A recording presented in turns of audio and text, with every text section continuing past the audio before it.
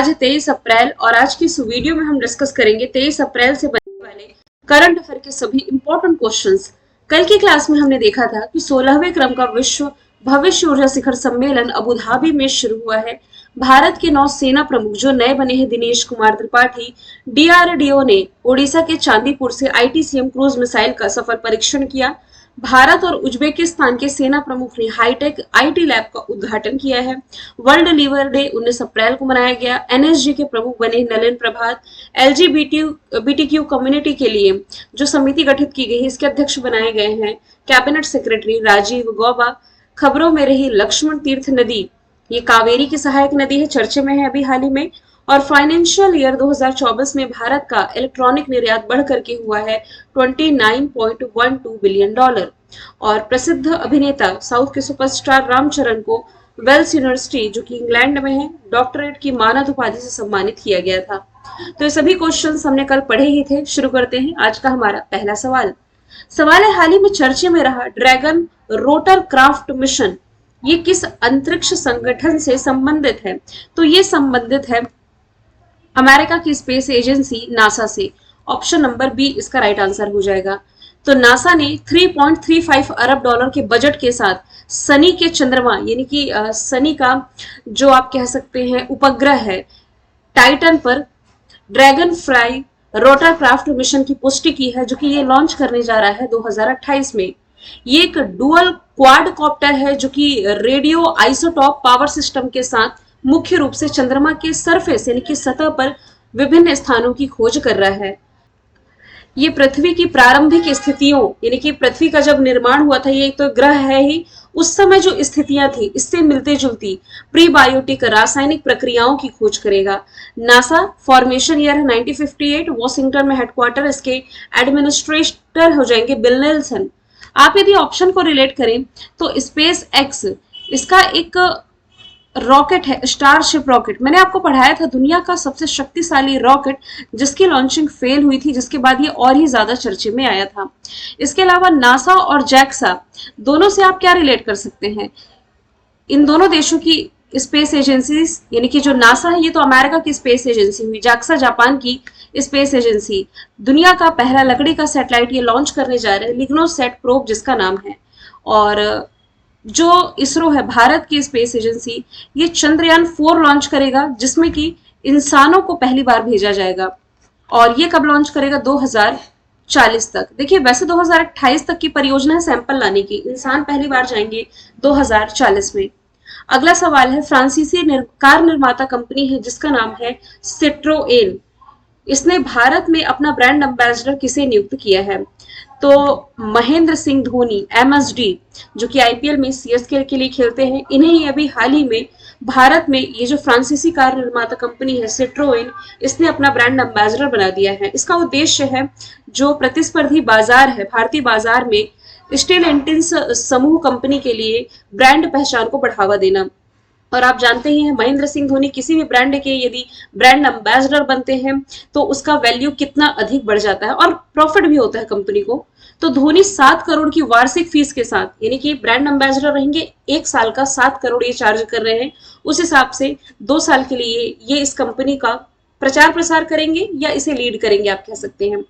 Citroen के संस्थापक थे आंद्रे सिट्रोएन, ये फ्रांसीसी कंपनी, मुख्यालय इसका फ्रांस में है। यदि आप लोगों ने 15 अप्रैल के करंट अफेयर की क्लास देखी होगी तो आपको पढ़ाया गया था कि अभी हाल ही में जो सिट्रोएन है ये भारत से ई व्हीकल निर्यात करने वाली पहली बहुराष्ट्रीय कंपनी बनी थी। और इसी के ब्रांड एम्बेसडर महेंद्र सिंह धोनी बने हैं, जो कि अभी हाल ही में स्टेट बैंक ऑफ इंडिया के भी ब्रांड एम्बेसडर बनाए गए थे। रियलमी जो कि एक चाइनीज ब्रांड है, इसके brand ambassador Shahrukh Khan. Puma के ब्रांड एम्बेसडर है विराट कोहली। अच्छा, स्विट्जरलैंड जो कि एक यूरोपियन कंट्री है, स्विट्जरलैंड के फ्रेंडशिप दूत के रूप में भाला फेंक से संबंधित जो खिलाड़ी है नीरज चोपड़ा की नियुक्ति की गई। आगे चलते हैं, बिंदेश्वर पाठक को मरणोपरांत कौन सा सम्मान दिया गया है? तो देखिए पद्म विभूषण जो कि भारत सरकार का दूसरा हाईएस्ट सिविलियन ऑनर है। सबसे पहला क्या है? भारत रत्न। भारत रत्न 5 लोगों को ऑलरेडी दिया जा चुका है, जिसमें कि केवल एक जीवित व्यक्ति थे अटल बिहारी वाजपेयी जी, बाकी 4 को मरणोपरांत मिला है। अभी जिन पद्म पुरस्कारों की घोषणा की गई है इसमें 5 भारत रत्न है, इसके अलावा 5 पद्म विभूषण है मैं 2024 की बात कर रही हूँ। 5 भारत रत्न, 5 पद्म विभूषण है, इसमें 17 पद्म भूषण है और इसमें चौथा क्या है, पद्मश्री। टोटल 110 लोगों को पद्मश्री मिलना है। भारत रत्न पांचों का नाम मैं आपको पढ़ा चुकी हूँ। पद्म विभूषण में एक नाम चर्चे में है, बिंदेश्वर पाठक, जिन्हें सुलभ संचालय, माफ कीजिएगा, सुलभ शौचालय के संस्थापक थे, जिनका पिछले साल सितंबर के महीने में निधन हुआ। इन्हीं के प्रयासों से यूनाइटेड नेशन के द्वारा 19 नवंबर को वर्ल्ड टॉयलेट डे के रूप में घोषित किया गया था। इन्हें मरणोपरांत मिला है पद्म विभूषण अवार्ड। तो भारत रत्न है सबसे पहले, फिर आता है पद्म विभूषण, तीसरे नंबर पर है पद्म भूषण और चौथे स्थान पर आता है पद्मश्री। चौथा सवाल है, हाल ही में विश्व पृथ्वी दिवस यानी कि वर्ल्ड अर्थ डे कब मनाया गया? तो ये मनाया जाता है अप्रैल महीने की 22 तारीख को। ऑप्शन नंबर बी इसका राइट आंसर हो जाएगा। अंतरराष्ट्रीय मातृ पृथ्वी दिवस को विश्व पृथ्वी दिवस के रूप में भी जाना जाता है। पृथ्वी सिर्फ मनुष्यों का ही नहीं बल्कि असंख्य जीव जंतुओं और वनस्पतियों का भी घर है। थीम इस बार की है ग्रह बनाम प्लास्टिक। अब 19 अप्रैल की यदि बात करूं मैं, तो 19 अप्रैल को क्या मनाया गया है? लीवर डे, यहीं से लिख दो क्या, यकृत दिवस। हीमोफीलिया डे, ये आपका है 17 अप्रैल। जालियांवाला बाग, ये आपका है 13 अप्रैल। अगला सवाल है, भारतीय नौसेना की पूर्व नौसेना कमान पूर्वी लहर अभ्यास का संचालन किया गया। सवाल यह है कि पूर्वी कमान का मुख्यालय कहाँ है? स्ट्रैटेजी के में ऐसे प्रश्न देखने को मिलते हैं। तो पूर्वी कमान का मुख्यालय ये हो जाएगा विशाखापट्टनम में। ये जो विशाखापट्टनम है आप सभी को मालूम है, ये आंध्र प्रदेश है। पूर्वी नौसेना कमान भारतीय नौसेना के तीनों कमांड स्तरीय संरचनाओं में से एक है, जिसका उद्देश्य है समुद्री सुरक्षा चुनौतियों से निपटने में भारतीय नौसेना की तैयारी का एनालिसिस यानी कि मूल्यांकन करना। अब चलिए कुछ हेडक्वार्टर ही हम रिलेट कर लेते हैं। इसरो का मुख्यालय हम पढ़ते हैं बैंगलोर में, डीआरडीओ का मुख्यालय हम पढ़ते हैं दिल्ली में। इसके अलावा तीनों सेनाओं का जो हेडक्वार्टर है जल थल वायु सेना का दिल्ली में हो जाएगा। इसके अलावा बीसीसीआई का हेडक्वार्टर हम पढ़ते हैं वानखेड़े स्टेडियम मुंबई से। छठवां सवाल है, प्राइम मिनिस्टर नरेंद्र मोदी ने भगवान महावीर निर्वाण महोत्सव का उद्घाटन कहाँ किया है? तो इसका उद्घाटन प्राइम मिनिस्टर नरेंद्र मोदी जी के द्वारा किया गया है दिल्ली के भारत मंडपम में। 2550वें भगवान महावीर निर्वाण महोत्सव का उद्घाटन। महावीर जिन्हें वर्धमान के नाम से भी जाना जाता है, ये जैन धर्म के 24वें तीर्थंकर थे। पहले कौन थे? ऋषभदेव। आंसर इसका हो जाएगा दिल्ली। अच्छा, वाराणसी में सर्ववेद जो कि दुनिया का सबसे बड़ा मेडिटेशन सेंटर है, इसका उद्घाटन किया गया। सूरत से आप क्या रिलेट कर सकते हैं? दुनिया की सबसे बड़ी ऑफिस बिल्डिंग, इसका भी उद्घाटन प्राइम मिनिस्टर नरेंद्र मोदी के ही द्वारा किया गया था। और अहमदाबाद में साबरमती नदी पर इनके द्वारा अटल ब्रिज का उद्घाटन किया गया पैदल चलने वाले यात्रियों के लिए। अटल टनल अलग है, अटल ब्रिज अलग है और अटल सेतु वो मुंबई वाला अलग है ना।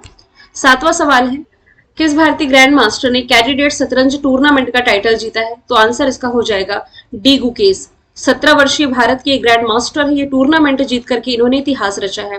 गुकेश ने यानी कि डी गुकेश ने 40 साल पहले महान गैरी कॉस्परोव द्वारा बनाया गया जो रिकॉर्ड था, इसे तोड़ा है। सबसे कम उम्र में इसके विजेता बने हैं। ये भारत के जो पहले ग्रैंड मास्टर थे विश्वनाथन आनंद, इनके बाद ये प्रतिष्ठित टूर्नामेंट जीतने वाले दूसरे भारतीय, लेकिन सबसे कम उम्र में इन्होंने जीती है। बात की जाए यदि सवाल नंबर 8वां जो कि फेस्टिवल से रिलेटेड है, त्रिशूरपुरम फेस्टिवल मनाया कहाँ गया है? केरल में। यह भी हाल ही में मनाया गया है। केरल एक भारतीय राज्य है जो अपनी समृद्धि संस्कृति और परंपराओं के लिए जाना जाता है।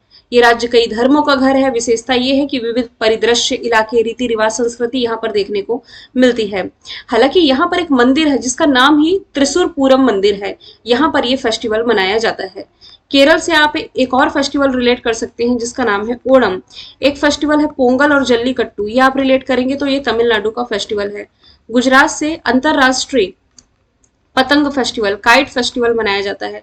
और कर्नाटक में एक भैंस दौड़ प्रतियोगिता है, कंबाला फेस्टिवल आयोजित की जाती है। जो बैल दौड़ प्रतियोगिता है ना, वो जल्लीकट्टू तमिलनाडु। हाल ही में आर्टेमिस समझौते में शामिल होने वाला 38वां देश कौन बना? तो आंसर इसका हो जाएगा स्वीडन, ऑप्शन नंबर बी। अच्छा, मैं ये करंट अफेयर आपको पढ़ा रही हूँ, इसी दौरान मैं एक और एडिशनल चीज रिलेट कर देती हूँ। अब इसमें 39 देश शामिल हो गए हैं और 39वां जो शामिल हुआ है ये कंट्री है स्लोवेनिया। हालांकि ये भी यूरोपियन कंट्री है। तो जब मैं आपको पीडीएफ दूंगी ना तो इसमें 39वां सदस्य देश लिख दूंगी। हालांकि ये मेंशन जरूर कर दूंगी कि स्वीडन इसका 38वां सदस्य देश बना। क्या भारत इसका मेंबर है?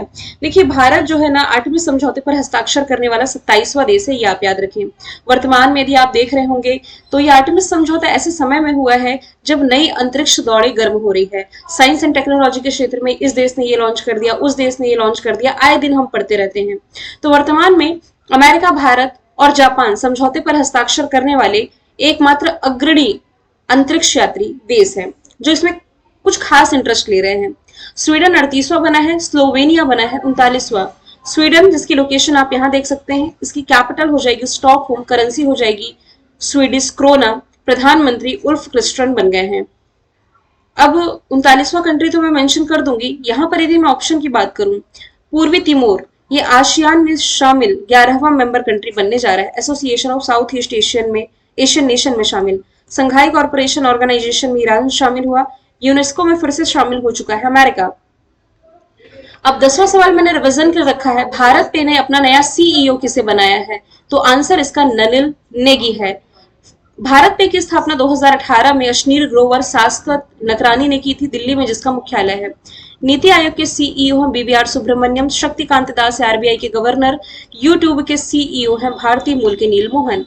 स्टैटिक जीके में यदि हम विरासत स्थलों को डिस्कस करें, हुमायूं का मकबरा दिल्ली में है, काजीरंगा राष्ट्रीय उद्यान असम में, केवला देव भरतपुर राजस्थान में, खजुराहो मध्य प्रदेश में, महाबोधि बिहार में, मानस राष्ट्रीय उद्यान असम में, एलिफेंटा की गुफाएं महाराष्ट्र, अजंता एलोरा गुफाएं ये आपका महाराष्ट्र, फतेहपुर सीकरी यूपी में, और चोल मंदिर तमिलनाडु में हो जाएगा। कल आपसे पूछा गया था T20 में 500 छक्के लगाने वाले पहले भारतीय, आंसर था रोहित कुमार शर्मा। आज का सवाल है, स्पेस इंडिया ने किसे अपना ब्रांड एम्बेसडर बनाया है?